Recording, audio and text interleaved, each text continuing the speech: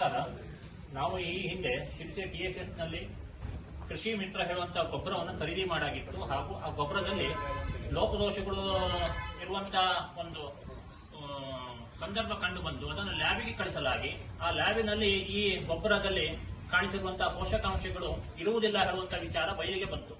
ಈ ವಿಚಾರವನ್ನು ನಾವು ಹಿಂದೆ ಕಾನೂನು ಹೋರಾಟದ ಮೂಲಕವಾಗಿ ಪೊಲೀಸ್ ಸ್ಟೇಷನ್ ನಲ್ಲಿ ಕಂಪ್ಲೇಂಟ್ ಅನ್ನು ಸಹಿತ ಕೊಟ್ವಿ.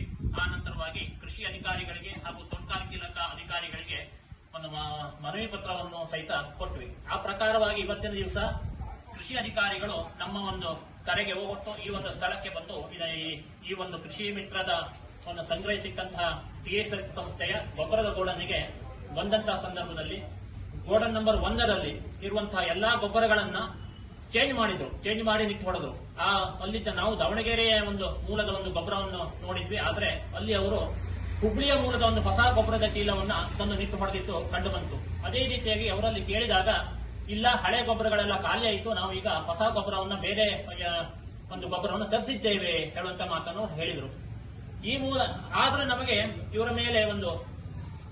ಮೇಲೆ ನಮಗೆ ಸಂಶಯ ಬಂದಂತಹ ಸಂದರ್ಭದಲ್ಲಿ ಮತ್ತೂ ಸಹ ಪರಿಶೀಲಿಸಿದಾಗ ಗೋಡನ್ ನಂಬರ್ 2ರ ಒಂದು 3ನೇ ಒಂದು ಕೊಠಡಿಯಲ್ಲಿ ನಾವು ಪರಿಶೀಲಿಸಿದಾಗ ಇಲ್ಲಿ ಆ ಒಂದು ಮೂಲ ಗೊಬ್ಬರಗಳು ಕಂಡು ಬಂತು.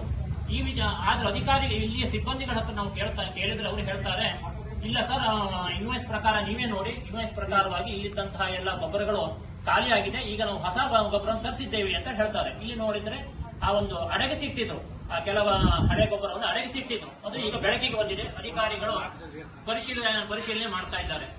ಇಲ್ಲಿ ಒಂದು ವಿಚಾರ ಸ್ಪಷ್ಟವಾಗಿ ಕಂಡು ಬರ್ತದೆ. ಇಲ್ಲಿ ಈ ಹಳೆ ಕಮಿಟಿಯ ನಂತರ ಹೊಸದಾಗಿ ಬಂದಂತಹ ಕಮಿಟಿ ಹಾಗೂ ಕೆಲವೊಂದು ಸಿಬ್ಬಂದಿಗಳು ಏನೋ ಒಂದು ಕಣ್ಣಾಮುಚ್ಚಾಲೆ ಆಟ ಆಡುವುದರ ಮೂಲಕವಾಗಿ ರೈತರನ್ನ ಉದ್ದೇಶಪೂರ್ವಕವಾಗಿ ಮೋಸ ಮಾಡ್ತಾ ಇರುವಂತಹ ವಿಚಾರ ಕಂಡು ಬರ್ತಾ ಇದೆ.